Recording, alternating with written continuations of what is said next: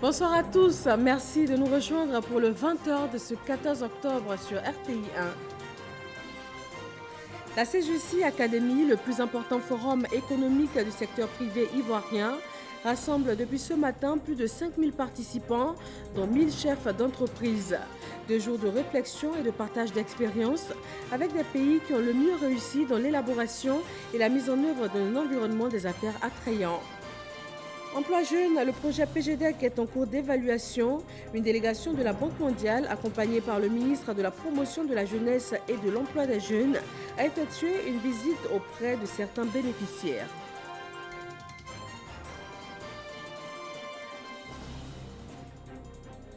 Lutte contre les stupéfiants et autres substances illicites, 4,5 tonnes de cannabis et 40 tonnes de médicaments de qualité inférieure d'une valeur de plus de 1,6 milliard de francs CFA ont été saisis par la direction de la police des stupéfiants et des drogues. Et puis en Espagne, les juges de la Cour suprême ont condamné les chefs des indépendantistes à des peines de 9 à 15 ans de prison pour sédition. Ils ont organisé en 2017 un référendum d'autodétermination avant de proclamer l'indépendance de la Catalogne. Bienvenue à tous, c'est avec grand plaisir que nous vous retrouvons sur RTI 1 pour ce nouveau point de l'actualité. La Confédération générale des entreprises de Côte d'Ivoire, CGECI, a procédé ce lundi à l'ouverture de son forum annuel. La CGECI Academy 2019 s'intéresse particulièrement au développement du secteur privé africain. L'invité spécial cette année est le président du Rwanda, Paul Kagame. Chiram Kofi Abola. Paul Kagame au Sofitel, Hôtel Ivoire d'Abidjan, ce lundi 14 octobre 2019. En se rendant sur les bords de la lagune ébriée, le président rwandais vient honorer la CGCI Academy pour l'avoir invité à son forum annuel 2019. Une édition qui marque 8 années d'activité du patronat ivoirien. La CGCI Academy est aujourd'hui à sa 8e édition. 8 années passées à réfléchir au développement du secteur privé et à rechercher des solutions au sujet les plus préoccupants qui le concernent. Des actions concrètes ont germé de ces réflexions, parfois enrichies par des études complémentaires. Ainsi, les réflexions sur l'industrialisation, qui étaient à l'ordre du jour de nos échanges l'année dernière, ont débouché sur la réalisation d'un livre blanc.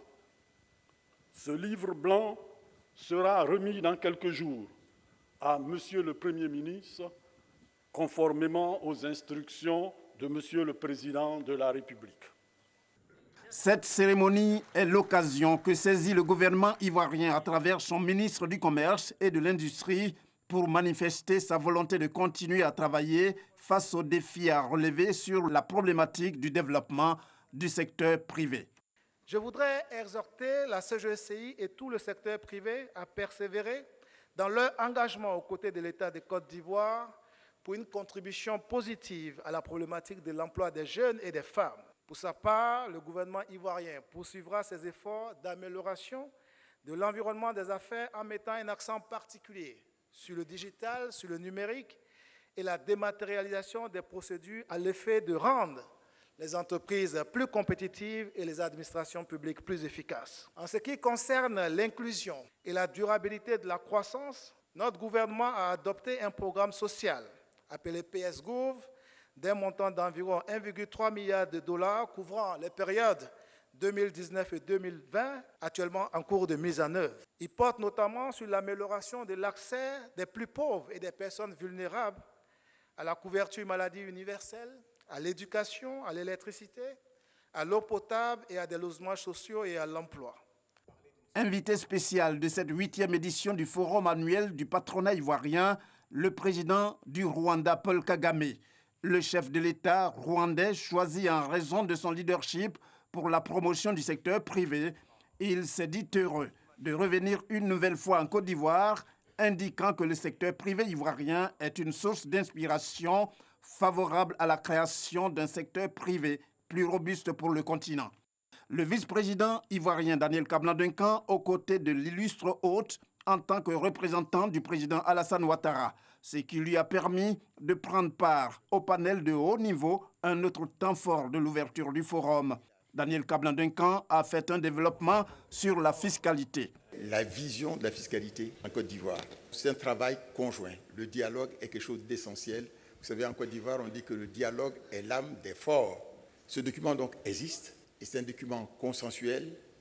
Il a commencé à être appliqué dans certaines de ses dispositions et il y a eu un somme de problèmes.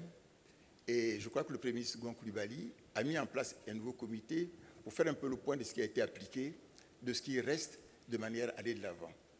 Quelles sont les grandes idées, si vous voulez, donc, qui ont été partagées avec le secteur privé? L'assiette du secteur privé actuellement en Côte d'Ivoire est trop étroite. Il faut élargir. Il y a très peu donc, de contribuables au niveau du secteur privé. Je crois qu'on a à peu près 41 000 entreprises qui sont concernées, alors que vous regardez par exemple au Cameroun, je crois qu'il y a moins de 200 000. Parce que le secteur informel est important en Côte d'Ivoire. Il faut aider à passer du secteur dit informel au secteur formel et que la charge soit mieux repartie à l'ensemble du secteur privé. Environnement des affaires, quel modèle à privilégier pour le développement des entreprises en Afrique? Tel est le thème de ce forum. La rencontre d'Abidjan dure 48 heures.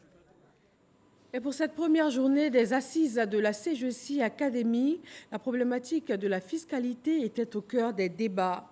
Sur les 16 panels prévus, ces 2 jours de rencontre, 2 sont consacrés à la fiscalité. Comment associer le secteur privé à une amélioration continue du secteur fiscal? Et le premier panel auquel ont pris part d'anciens directeurs généraux de l'administration fiscale, des chefs d'entreprise et aussi le ministre du Budget et du portefeuille de l'État, Moussa Sanogo. Durant 2 heures, les experts présents ont fait des propositions en faveur d'une fiscalité moins pesante sur les entreprises, au nombre de ces recettes, la transformation digitale qui devrait déboucher sur une baisse des impôts, mais surtout une traçabilité du contribuable. Le projet Emploi Jeunes et Développement des compétences PGDEC a permis à de nombreux Ivoiriens de s'insérer dans le tissu professionnel.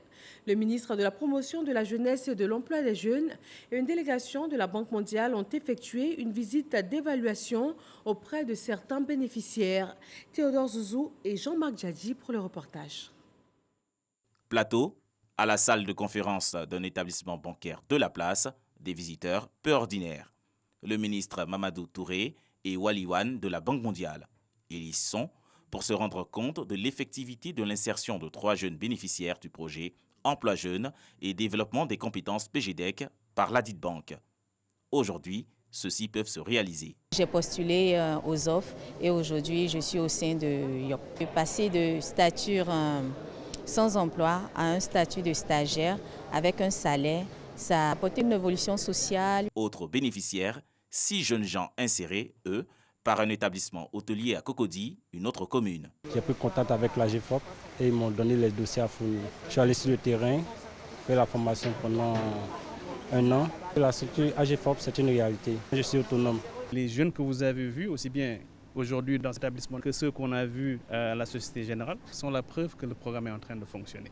Donc nous sommes vraiment très contents de ce qui se passe en ce moment et nous allons continuer à collaborer avec le gouvernement pour renforcer tout ça. En partant donc de l'expérience de ces jeunes, dit aux autres jeunes qu'ils doivent faire confiance aux différents dispositifs mis en œuvre. Bien évidemment, nous continuons à travailler, donc à améliorer les dispositifs existants. L'espoir est permis, il faut juste que ces jeunes se mobilisent autour des informations sur les possibilités d'insertion qui leur sont offertes.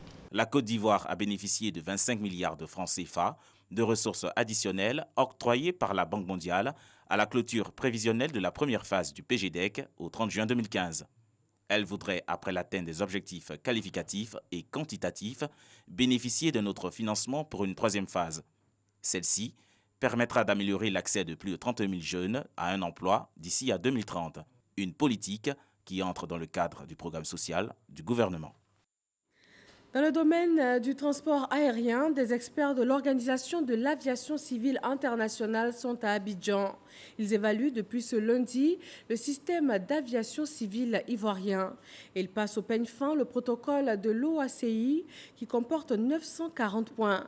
Il s'agit principalement d'améliorer les procédures et hisser l'aéroport d'Abidjan au rang des plus modernes et performants en Afrique. Francis Boifo.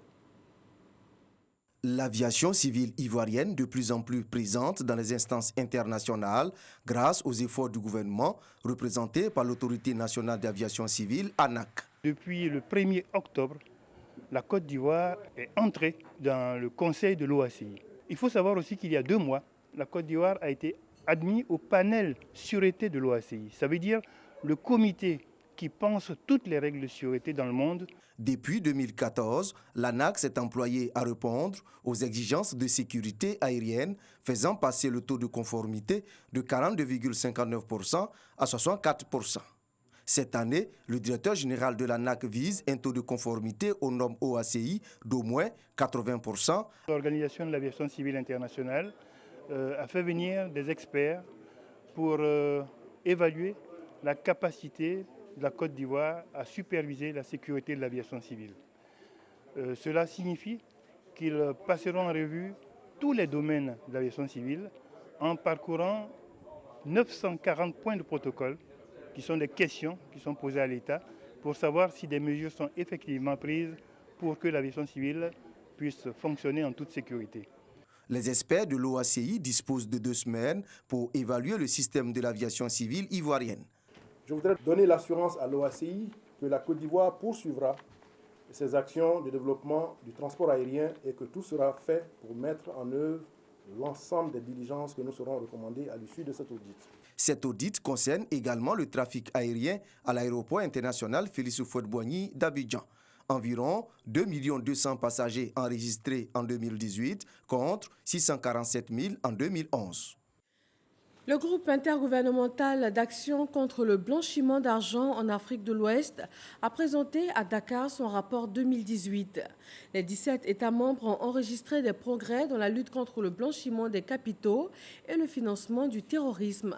Des précisions de Jean-Jacques Kwame, envoyé spécial à Dakar au Sénégal. Ce rapport présenté par le directeur général du groupe intergouvernemental d'action contre le blanchiment d'argent en Afrique de l'Ouest, GIABA, invite les 17 États membres, dont 15 sont de la communauté des États de l'Afrique de l'Ouest, CEDEAO, à poursuivre les évaluations mutuelles des dispositifs de lutte contre le blanchiment d'argent et le financement du terrorisme.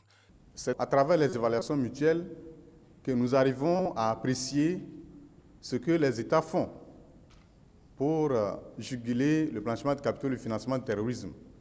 Lorsque des faiblesses sont identifiées, les recommandations pertinentes sont faites à l'endroit de ces États pour leur permettre de prendre des mesures pour corriger ces faiblesses. Conscient du manque de personnel technique, de l'insuffisance des ressources financières, le GIABA, grâce à l'appui des partenaires techniques et financiers, précise le rapport, a réussi à mettre en œuvre 70% des activités planifiées. Mais quels sont les secteurs touchés par le financement du terrorisme et le blanchiment de capitaux? Pour le financement du terrorisme, c'est l'utilisation abusive des OBNL, c'est-à-dire des organisations à but non lucratif, qui semble être le secteur le plus exposé. Concernant le blanchiment de capitaux, le secteur de l'immobilier, dans certains pays, vous avez le change manuel, dans d'autres pays, vous avez les industries extractives et minières. Pour 2019, les défis pour le GIABA sont énormes. La priorité, améliorer le taux de condamnation des auteurs du blanchiment des capitaux et le financement du terrorisme. Ce taux, en 2018, était très faible dans les 17 États membres. La pluie est fortement tombée sur la Côte d'Ivoire ces derniers jours et la ville de Grand-Bassam est sous les eaux après ces fortes précipitations. Du quartier France à la prison civile, le constat de Salimatou Dia. Les pieds dans l'eau, au carrefour du centre culturel du quartier France de Grand-Bassam, le regard hagard, Nathaël est en proie à la crue et aux inondations de la ville. L'eau rentre dans la maison, ça envahit la maison, ça y a mieux tous nos matelas. On ne sait pas comment faire, les sacs de riz même sont mieux. On est obligé de marcher dans l'eau là pour sortir. La nuit, même quand ça rentre à la maison, on ferme la chambre. Et puis, on va s'asseoir au centre culturel là. Jusqu'à attendre environ minuit. Minuit, ça descend et puis on revient. Quand du matin, 6 heures comme ça remonte encore. L'eau qui est là, ça peut provoquer les pieds d'athlètes. Souvent, on ne sait pas ce qui se trouve dans l'eau aussi. Il peut y avoir des serpents. Donc, s'il peut nous offrir quelques bottes pour qu'on puisse se déplacer avec, ça puisse nous arranger.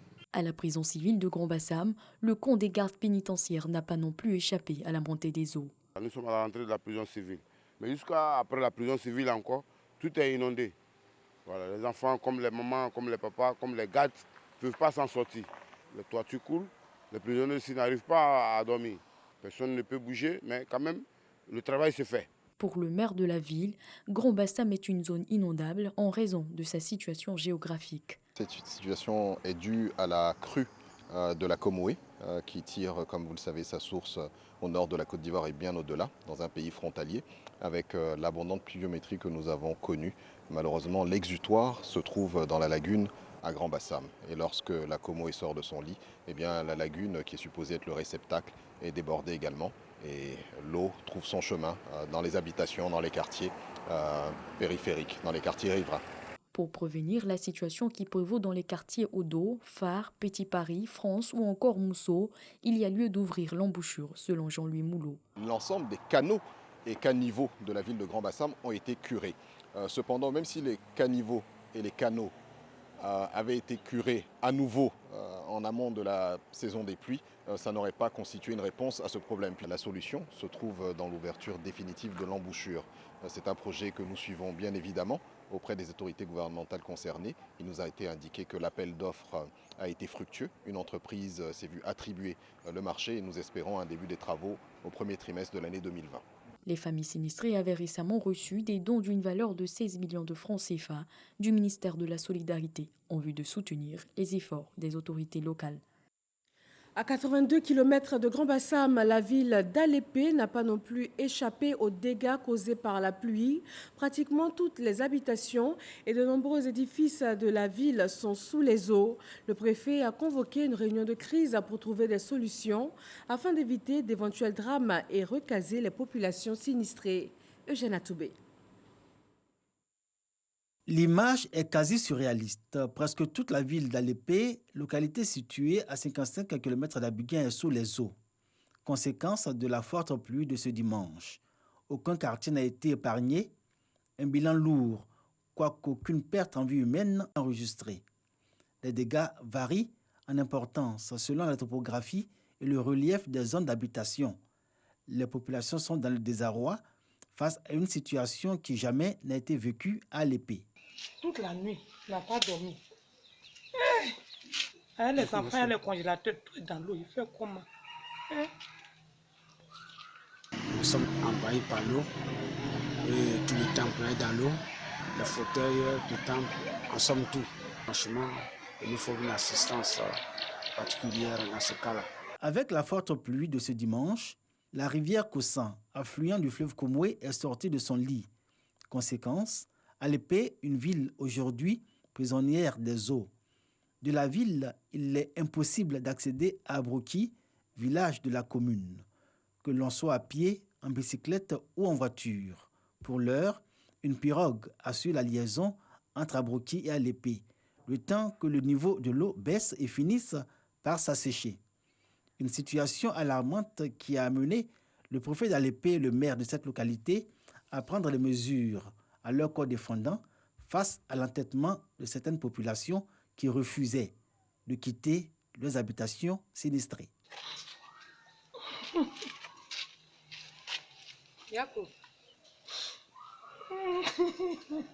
Tous ces enfants-là, il y a dormi où avec eux? Chez qui? Nous avons demandé donc aux populations de sortir, c'est ce qui a été fait. Quelques-unes s'entêtent à rester. Nous avons instruit les forces de défense et de sécurité de les faire sortir par tout moyen. Je me tourne vers le gouvernement pour nous venir en aide afin d'apporter un soutien à ces populations sinistrées. Le foyer des jeunes de la ville et la salle de mariage de la mairie ont été retenus pour accueillir les sinistrés. Environ 100 familles Chiffre provisoire selon le préfet d'Alépé, une opération de recensement est en cours à la mairie pour identifier toutes les victimes afin de leur apporter aide et assistance. Dans le domaine sécuritaire, la direction de la police des stupéfiants et des drogues a saisi 4,5 tonnes de cannabis et 40 tonnes de médicaments de qualité inférieure.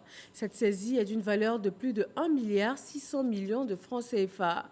Les personnes impliquées vont devoir répondre de leurs actes devant les tribunaux. Ahmed Traoré et Abou Sanogo. Ce gros camion vient du Ghana. À son bord étaient dissimulés 4 tonnes 357 kg 95 grammes de cannabis. La valeur marchande de cette drogue est estimée à plus d'1 milliard de francs CFA. Elle devait transiter par la Côte d'Ivoire pour rallier des pays voisins. Ce camion a été stoppé net dans son élan par les hommes de la direction de la police des stupéfiants et des drogues de la police nationale. Vous voyez ce camion, apparemment il est vide. Mais quand vous regardez, vous voyez qu'il y a un fond. De loin déjà, vous voyez des boulons. Et donc, c'est ça le mode opératoire. Ce camion vient de la Guinée. Il rentre par le Ghana, via le Burkina. Et au retour, il change d'itinéraire. Il sort par Noé, il traverse la Côte d'Ivoire et il retourne au Mali. Outre cette saisie importante, 40 tonnes de médicaments de qualité inférieure d'une valeur de près d'1,6 milliard de francs CFA ont été mises hors d'état de nuire. Ces faux médicaments ont été découverts dans des camions de ramassage d'ordures. Ces présumés auteurs sévissent entre 2h et 5h du matin. Notre chef d'antenne d'Abengourou l'a repéré au niveau du paysage à Abengourou et nous a donné l'itinéraire. Et donc nous avons attendu, dès que le camion est arrivé côté Agnama, d'autres, nous l'avons saisi. On avait à peu près plus de 40 tonnes. Et le convoyeur, avec les documents en sa possession, effectivement, c'est des médicaments contrefaits. 8 personnes ont été déférées devant les tribunaux pour répondre de leurs actes. Par ailleurs, les autorités de la police nationale exhortent les populations à la collaboration. À Yamoussoukro, dans le cadre de la politique de réforme initiée par le ministère de la Justice et des Droits de l'Homme, 80 officiers de la police judiciaire, de la gendarmerie et de la police nationale sont formés sur le nouveau code pénal. Ces organes de poursuite pénale découvrent les innovations du nouveau code pour une meilleure fluidité dans la chaîne pénale. Kader Sogodogo. Bien définir les infractions et en établir le régime juridique applicable à chacune d'elles. Une vision qui a guidé le 21 décembre 2018 et 26 juin 2019 la politique de réforme du ministère de la Justice et des Droits de l'Homme. Le Code de procédure pénale comporte des nouveautés. Le Code pénal également, conformément aux engagements internationaux. Des infractions mineures font désormais objet d'une dépénalisation. On peut citer le vagabondage, la mendicité, la célébration de mariages religieux avant le mariage civil. Le viol et les violences faites aux femmes sont définis de façon plus claire. Les crimes internationaux, génocide, crimes contre l'humanité et les crimes de guerre font l'objet d'une lutte engagée en conformité avec le statut de Rome. Des nouveautés expliquées aux officiers de police judiciaire OPJ issus des rangs de la police et de la gendarmerie. Ici, l'Observatoire ivoirien des droits de l'homme est à la manœuvre. Au titre des innovations, nous pouvons nous satisfaire de la dépénalisation de certaines infractions, mineures ou souvent dépassées, des alternatives aux mesures de détention, de l'incorporation plus renforcée des crimes internationaux, de la responsabilité des personnes morales et de l'érection de nouvelles infractions. La Commission nationale des droits de l'homme de Côte d'Ivoire est en bonne place. Ce séminaire devrait nous permettre de mieux nous approprier notre rôle dans la phase d'instruction et de comprendre l'autonomie de la police judiciaire et à l'égard du ministère public afin de garantir le principe d'égalité et le respect des droits de la victime. Cette formation des organes de poursuite pénale sur les innovations du code pénal ivoirien bénéficie du soutien du PNUD et de Peace Building. Elle se fera en 2 sessions. Dans l'actualité politique, la direction exécutive du RHDP a choisi Yamoussoukro, terre natale du président Félix Houphouët-Boigny, pour jeter les bases de son engagement pour 2020, année de l'élection présidentielle. Un séjour également marqué par une rencontre avec la chefferie traditionnelle. Kader Sogodogo.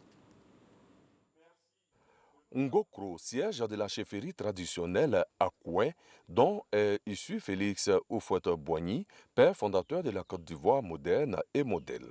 La direction exécutive du Rassemblement des Oufouettistes pour la démocratie et la paix, RHDP, en séminaire politique à Yamoussoukro, vient présenter ses civilités aux garants de la tradition. Au nom du président du directoire, Amadou Koulibaly, au nom du vice-président Kablan Denkan, au nom du président du parti, président de la République, Alain Issa, le président Alassane Ouattara, vous saluez en leur nom et vous dites merci de nous recevoir. Dans les échanges, la chefferie à Koué a remercié le président de la République, Alassane Ouattara, et le RHDP pour toutes les actions menées pour honorer la mémoire de Félix Houphouët-Boigny.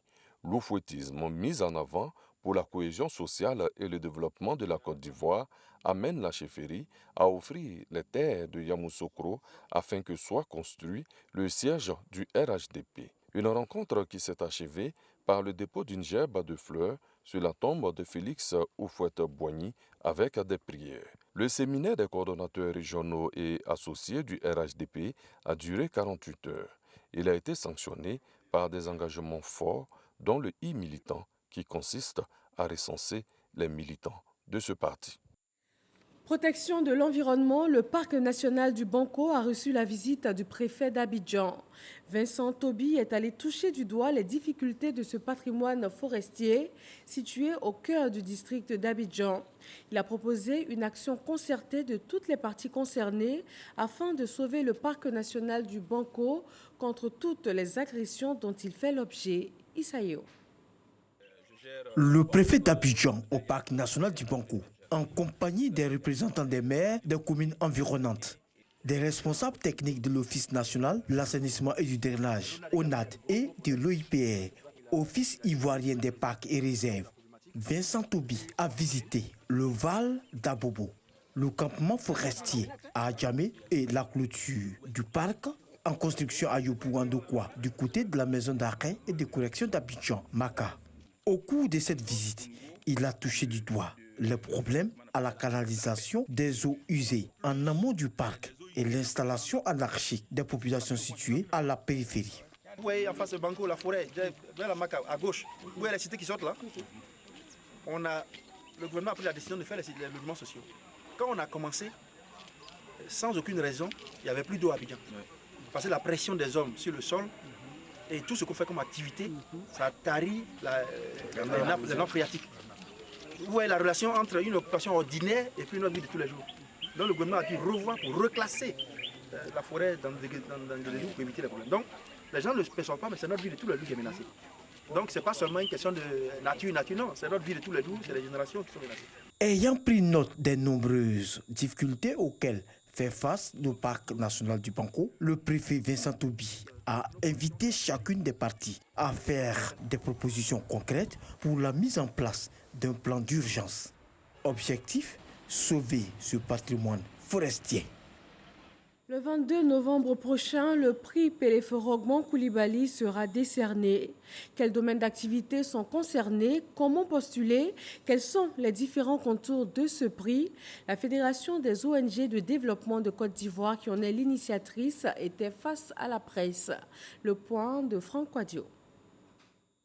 Pour promouvoir la paix, facteur de cohésion, un prix du nom du patriarche à feu Péléphorogman Koulibaly décerné le 22 novembre prochain au meilleur artisan de paix 2019. L'initiative de la Fédération des ONG de développement de Côte d'Ivoire FEDOCI, soutenue par la Convention nationale des organisations de la société civile ivoirienne. Le prix Péléphorogman Koulibaly de la paix servira à magnifier des actions de paix posées par un individu, un groupe d'individus ou une institution. Pour la crédibilité du prix, un jury composé de différents acteurs de la société civile. Il y aura des hommes de médias, des religieux, des juristes, entre autres. Le futur lauréat aura une mission d'utilité publique. Le lauréat d'abord va être un ambassadeur de la paix sur toute la Côte d'Ivoire. Il devra se rendre dans tous les points chauds pour parler aux populations, pour échanger avec les populations. Mais déjà pour être lauréat, il faut être proposé parce que personne ne peut proposer sa propre candidature. Le prix Pélé-Forougban Coulibaly en hommage aux actions de paix du patriarche qui aura en son temps su préserver le climat social avec le concurrent Samori Touré et les colons par exemple. Pour cette première édition du prix créé en 2014, les candidats seront reçus au siège de la FEDOCI à Bobo jusqu'au 14 novembre et le prix attribué le 22 du même mois. Un prix qui comportera des numéraires, un trophée et un tableau évocateur de paix.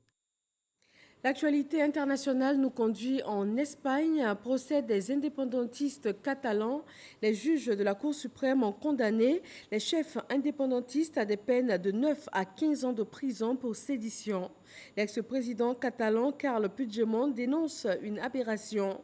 Ils ont été jugés pour avoir organisé le 1er octobre 2017 un référendum d'autodétermination qui a été émaillé de violences policières. Ils avaient ensuite proclamé l'indépendance de la Catalogne votée par le Parlement catalan. Merci de votre attention. Vous pouvez également nous suivre sur les www.rti.ci. Demain 20h, retrouvez Marie-Laure Gorin. Bonsoir.